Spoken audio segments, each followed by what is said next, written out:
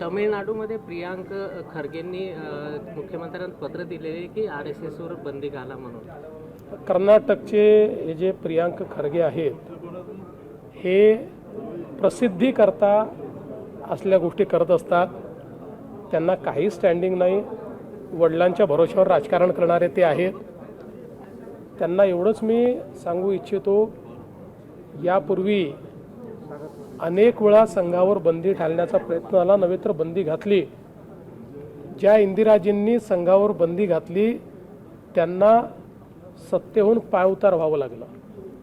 त्यामुळे संघ एक सांस्कृतिक शक्ती आहे, एक देशभक्त अशा प्रकारचं संघटन आहे. राष्ट्रीय विचाराने प्रेरित, मूल्याधिष्ठित अशा प्रकारच्या मानव निर्मितीचं कार्य संघ करतं.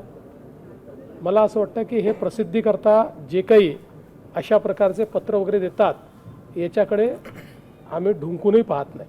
सर, सकाळी संजय मागच्या निवडणुकीमध्ये 14,000 पेक्षा जास्त बोगस मतदान झालेलं आहे. लिपिक, चपरासी, इव्हन स्कूल बस चालक सुद्धा यांना सुद्धा मतदार यादीत समाविष्ट कशात कुठल्या मागच्या यामध्ये शेखर भोये यांनी. आता isakal.com आहे देशातील नंबर 1 ची मराठी न्यूज वेबसाईट.